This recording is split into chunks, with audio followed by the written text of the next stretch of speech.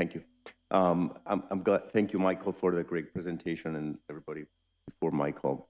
It reminded me, one of your slides reminded me this morning or earlier when Joaquin put up the slide on healthy diet, the definition, and from that was missing the lifestyle part. Glad you brought it back, because it's not only the food, is the lifestyle, how you consume the food. My question for the three presenters, I'm going to use, ask the same question, and for the others as well here. I mean, there's a lot of evidence and there's a lot of work that you all collectively contributed to this. And I'm going to borrow the title of the book by a venture capitalist, Measure What Matters, John Doerr. And I'm going to pose the question, have we measured, or going forward, do you think we've measured what matters the most can be implemented in this context? And if not, what should we be measuring going forward? Start asking the question to the three presenters. So please, Frank, can you start, please? Well, that's a big question. I guess we have to ask what kind of things we want to measure. Of course, in terms of diet, it's always very important to quantify the quality of the diet, overall diet, and the quantity, the quality of individual foods. And then, of course, we also need to quantify the outcomes. So we have been talking about disease prevalence, incidence, longevity. Of course, it's also very important to quantify quality of life and to quantify the environmental impact of foods. So I guess to answer your question, we need to have good metrics for both the exposures and also good metrics for the outcomes. Ramon? We think we need artificial intelligence to answer you. So it's so many, we have so many data, so different exposures that we need something better than our brain to answer you. Michael, do you want to add? Go ahead. Well, I wish stress in continuation what was mentioned by my friend Francesco Sofi, is that we are missing information about the interaction of various nutrients. And this is essential, and my hope that is in the future, through the omics, we might have some, at least, directions about the how the Mediterranean diet works, the mechanism underlying this beneficial effect. The other thing is that I am worrying with, although they provided excellent information, all this intervention study with extra virgin olive oil, we are moving towards a medicalization of the Mediterranean diet. Mediterranean diet is a way of living. I mean, we have to, not to supplement people with a lot of polyphenols, which they are found in high content in olive oil. Most of the population studies, they are done with olive oil, not with extra virgin olive oil. I doubt if in Crete, in the study of the 7-country study, although of course they are using the olive oil they were producing, if at the end it was extra virgin olive oil, because the way they were keeping it was not without being exposed to hot weather during the summer, with not exposed to the air, would not being oxidized after a certain extent. So we have to look from another corner, apart from the intervention studies, which, as I mentioned, they offer tremendous scientific information to go forward, to see the reality, what the real people consume, and when they adhere to the Mediterranean diet. Thank you.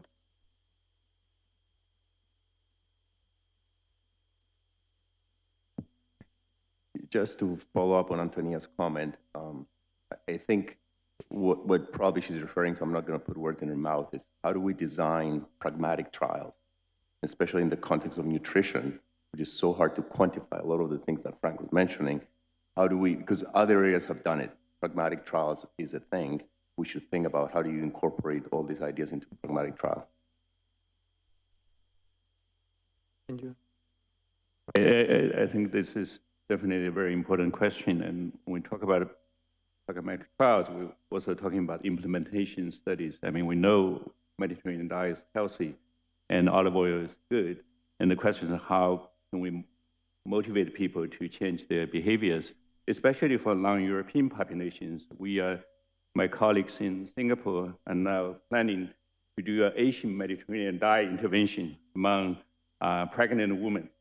And then, so the first question she asked her colleagues and was a potential participant is olive oil socially acceptable to Asian women? And the answer is mixed. Some very high SES people say, oh yeah, olive oil, I've heard of it, it's good and part of the Mediterranean diet. But for other people, they have never experienced olive oil before and have never tasted or seen olive oil before. So the question is how can we make olive oil more socially acceptable to people who are less familiar with olive oil? I mean, we're talking about large populations in Asia, in Latin America even, and in Africa. Okay. Have a question? Yes. Okay, thank you. A couple of things. First of all, I'd like to point out what Antonia said, and it's very important.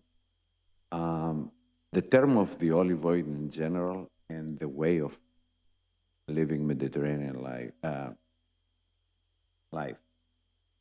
One thing that we have to be cautious is trying to increase extra virgin olive oil is good, but when we try to increase the amount of some polyphenols of those, we have to be cautious because some of these agents may have some opposite effects. Okay, so we need further studies. I'm not saying it's bad. I'm saying that we have to be careful and we have to have more studies in that term. So that's one thing. The second thing that, Antonia, we should take into account, and I'm talking as a chairman of Environmental Health Sciences, is environmental exposures. I don't know if you have realized how much the environmental exposures could affect our lives.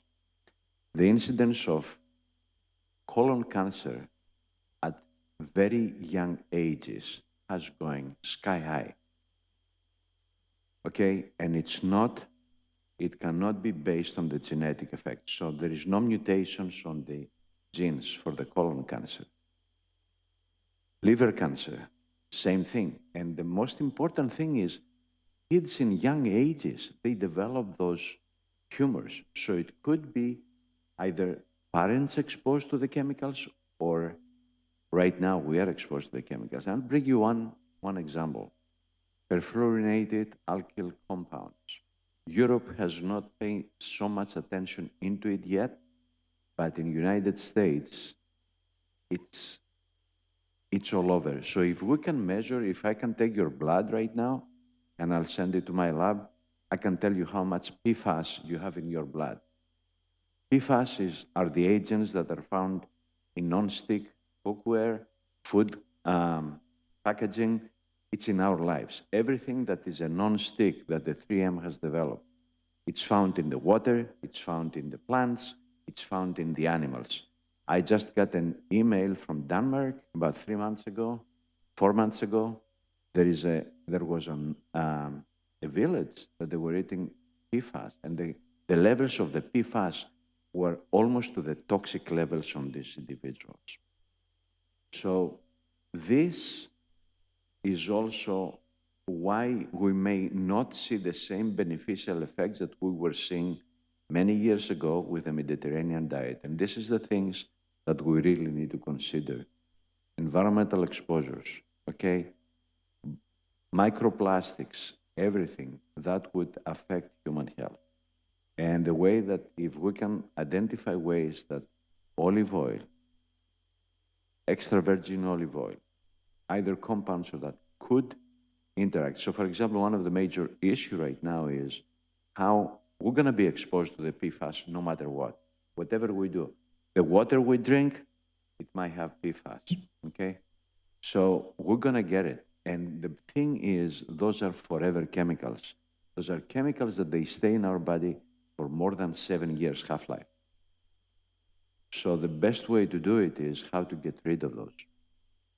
And this is where one of the areas that we should be thinking about the properties of the olive oil. Any speakers want to answer? Any comment? Any of you?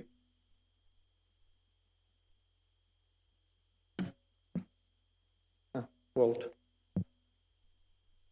I quite agree with the comment about being careful with excessive amounts of polyphenols because we can overdo even a good thing, just in general. And these are potent biological molecules. And I did want to go back to the, well, I also totally appreciate the best result is almost going to be for sure with the whole Mediterranean lifestyle. Again, we go back and forth looking, we want to be totally holistic versus reductionist. And I think we want to do some of both. And going a little bit reductionist to the specific polyphenols, are the polyphenols that we get in the olive oil itself, the lipid phase, actually different polyphenols than we end up with when we have the water that's done after centrifuging the liquid part of the olive? And as you mentioned, that there are huge amounts of these polyphenols in the liquid base, and probably we really, if we want to think of giving those in a more purified or concentrated form, we need to treat those like a new drug and look at toxicity, potential for toxicity, safety, and long-term benefit. But I wonder if you have any further thoughts about pursuing this as a research topic, and specifically the different kinds of polyphenols. We know there are hundreds of different kinds. What do we see in the lipid phase versus the aqueous phase? And is it worth pursuing what's in the aqueous phase as something that could be used to enhance health?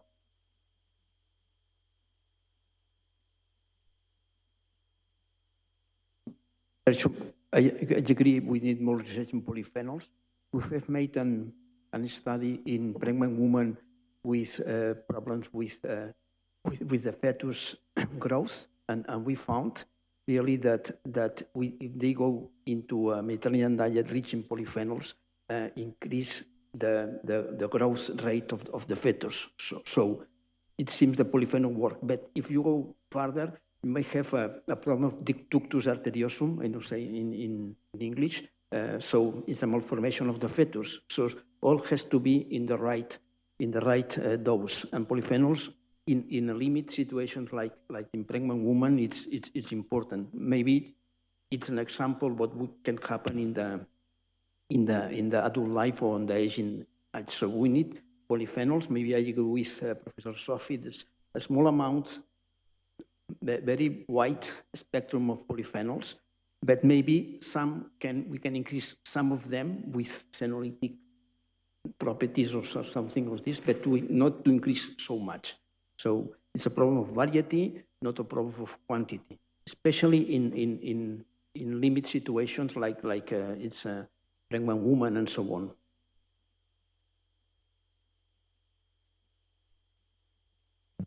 I wanted to come back to this issue of study design, and you think about all the years that the scientists have been studying the Mediterranean diet, whether there's an attempt to go beyond looking at the sort of the average Mediterranean diet and looking at the optimal Mediterranean diet, and how would we define that? So one of the things I was always struck, Ramon, with the Predimed study was you looked at the control group versus olive oil compared to nuts.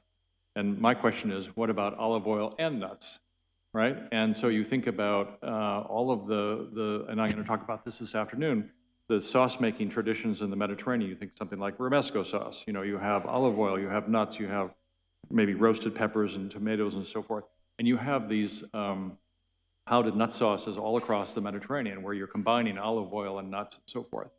And it's the same thing on vegetables. So you can go across the Mediterranean and see, varying levels of vegetable consumption. And so, is there an attempt to become more precise? And I know sometimes in science, there's the pragmatic issue of study design and who's going to follow it and what can you feed them and so forth.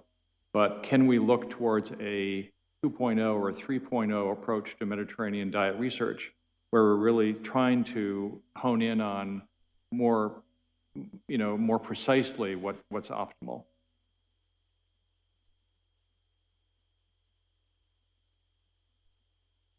The key is how we can measure synergisms, because I think this is the key.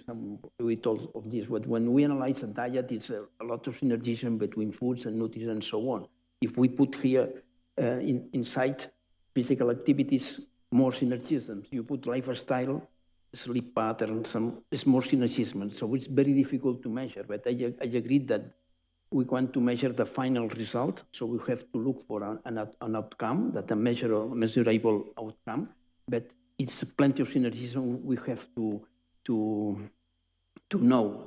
And I agree that we have to go for clinical trials, but also to mechanistic studies to know what happens really in depth. So because synergism is so important, but I understand it's very difficult to measure. You want any questions? Jan Xavier? Thank you. I just want to expand a little bit on the discussion of polyphenols and antioxidants beyond the aspect of toxicity that has been brought up. At higher concentrations, we're going to run into toxicity issues and bring up the concept of palatability. We haven't talked very much about that yet. Yet if we want people to adopt these diets and consume these products, we need to consider that very seriously. The bottom line is that we are wired to like fat, sugar, and salt for what they bring to our physiology, metabolism, and to stay away from antioxidants and fiber. And that's how our sensory systems are going to respond to these products.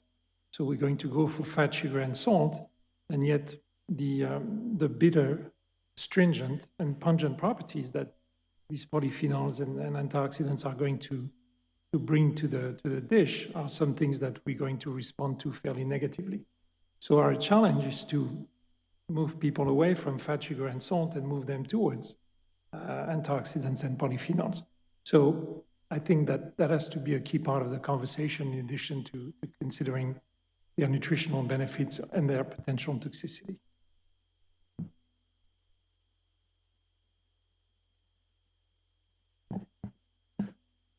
Well, it seems that the discussion is going to very nice, interesting direction about the polyphenols, the toxicity, and well, it's an issue that many people are discussing around the olive oil world. And I would like to discuss a little bit about what we know about this issue. And I would like to share with you some information, probably you're not aware about them, because in our laboratory we have studied about 10,000 olive oil samples from several varieties from around the world, and we know the maximum levels of polyphenols that we can find by natural way in olive oil. So it's very difficult to find an olive oil containing more than 2 or 3 grams of polyphenols per kilogram. And if you translate that to an usual dose, every day, let's say 30 or 40 ml per day, it's difficult to obtain more than 50 or 100 milligrams of polyphenols per day. Probably it's like a big number, but we have also performed studies in animals, and the toxicity, the acute toxicity of these compounds is more than 500 milligrams per kilogram of animal. So there's a very big distance between the toxicity that we can observe and the levels of polyphenols that we obtain through olive oil. So Of course, there's a risk if we consider them, the polyphenols, as a medicine, as a drug, but we are far, far away from the dose that we obtain usually in our diet. And also we have humans that have, as volunteers, they have tried high doses of polyphenols without observing any risk. So yes, indeed, in the pharmaceutical perspective of these compounds, we must be very careful. But from the dietary use, we are still in a safe field. Of course, we must be careful in several medical conditions. But it's a very, very interesting discussion, and I think in the future we'll have much more about this. And talking about the medicalization of the Mediterranean diet, I would like to say just a comment as a pharmacist. I'm not a nutritionist, but I'm talking as a pharmacist. We have very nice examples of miraculous compounds that have been discovered in plants that have become drugs. No, don't forget morphine or artemisinin, Nobel Prize products that come from herbs. So probably olive oil is one of them. We have miraculous compounds like oleocanthal. I have experience about this because I have tried it myself. I used olive oil with oleocanthal and the same olive oil just without oleocanthal. I consume it, I measured my blood, and when the olive oil contained oleocanthal, the activity was there. Without oleocanthal, there was no activity at all. So it might mean that, of course, in the Mediterranean diet, in the phytotherapy in general, we have the synergism between the compounds. But maybe there is a case that some compounds may have a pharmaceutical perspective in the future. This is very, very interesting, and we should have that in mind, that probably Hippocrates was talking about medicine, your food be your medicine. Probably it's an ideal example. We have the lipid of the olive oil as a carrier and the polyphenols inside as the active ingredients. It's something that the future will reveal. We already have several clinical trials that have been in the literature until now, but we need, of course, several more things to do towards this direction. And I'm happy. That was just a comment as a pharmacist and not as a nutritionist. Thank you very much. Very interesting. Please go ahead.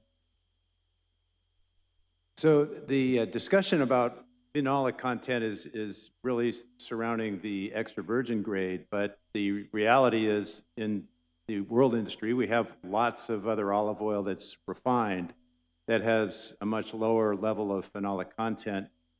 And getting to Walter's point, there's an abundance of these phenols in the aqueous phase of processing that could be put to some use. And so I'm wondering, as I was sitting here listening to the discussion, to what extent is it possible to use the phenolic content that we can get from processing in these refined oils as a way to help differentiate olive oil in the general category? And I guess it's a technical issue. I mean, can you get phenolic content developed taken from the aqueous phase, put it back into an oil?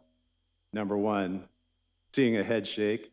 And so maybe these other questions aren't worth it, but is it from a regulatory standpoint, possible to do that with abiding by the IOC's regulations?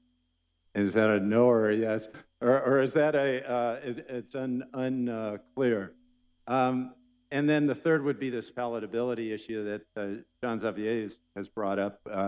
What level would it be acceptable to do this without any consumer resistance to it? So I throw that to the floor, and anyone that would like to take that on. What do you think, Jaime? Talking about if it's allowed by the regulation, it is not. Olive oil must be only coming from the pure extraction by mechanical process from the olives. If you add anything, even if it comes from the olive tree, you cannot call it extra virgin olive oil. You can call it a compound made of but it's not allowed. But there is a possibility of extracting. There is also already products in the market coming from the water part of the process, that they are already extracting polyphenols in powder, and you can add to not only to olive oil but to any kind of oil or product, or sell it in pills or whatever pharmaceutical product. And that is one of my questions to the audience, because the feeling, I'm not an expert in nutrition, but what I'm understanding is more about having your diet and your food, but it's not very, that can provide health, but these additive pills and things is not that clear, that even if you can have those polyphenols back in your body, it's still not as clear that it can be beneficial. Is that did I understand that correct, or is still a question mark, or what is the situation? Because now there is some people in the sector say what we consider today byproduct, which is water or the leaves, can be the product of the future rather than the olive oil when we look at the olive trees. And when I hear these things, many questions comes to our minds, and it's very interesting to learn from your health and nutrition point of view, this tension between a natural product or adding some products that are coming from the olives, but we are just adding back. What is your opinion on that? Any of you? Any of the speakers want to answer? Just say something. Thank you. That was interesting information. I hadn't realized that these polyphenols already were in concentrated form in pills and that you could take. And I think from a sort of health standpoint, I think most of us would feel comfortable having them in a separated form at about the amount of polyphenols that you would get from, say, 40 grams of olive oil. But we have the capacity to make that 10-fold or 20-fold higher, and that's where the real concern was, or maybe even 3 or 4 times higher. But much of this does, as many people have said, relate to the amount, and it's easy by industrial processes to go way beyond what people would normally get. So I think there is a legitimate open question whether, as we saw, the consumption of olive oil on a global basis is pretty small percent. If there really was benefit from adding, say, the polyphenols from what is being thrown away now to people otherwise using sunflower oil, there may be some space for that, given that we can't have all the world next year consuming extra virgin olive oil, or even in 20 years, it will probably never be able to do that. And so there is potentially some space there. And I don't know as you say, there are regulations about we have this category of generally regarded as safe. My guess is we might be able to get some of that supplement or approved in the amounts that would be consistent with traditional diets. But that's a question, and you answered part of it. Other thoughts would be really helpful.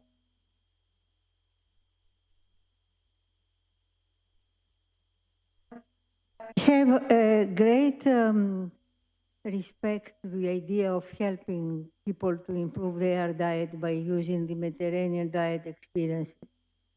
But as for the supplements in general, I would like to have much more information because, for example, there are some studies, even from one of your colleagues, Walter, I think, about from the fish oil. And then they did a trial and they offered fish oil and then real fish. And the protection was with the fish intake, not with the fish oil. So in this context, and in talking about medicalization, if we are going to use supplements, I would like to follow the way a drug is coming to the market. Clinical trials before advertising it.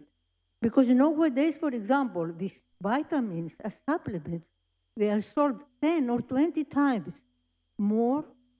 They have higher price if you compare with drugs. So there is a lot of marketing, there is a lot of business behind that. And that's why I will say that, okay, let's make supplements, but let's make drugs and do clinical trials and provide me information that really they do what they claim from a health point of view. Thank you. Right. I think between supplementation and the food-based approach, there is a kind of a middle ground called fortification. So we have fortification of folic acid, vitamin D, calcium, and so on and so forth. But those are essential nutrients that are required for our body's functions. And the amount of fortification, of course, is much lower than supplementations, the supplements that you would get.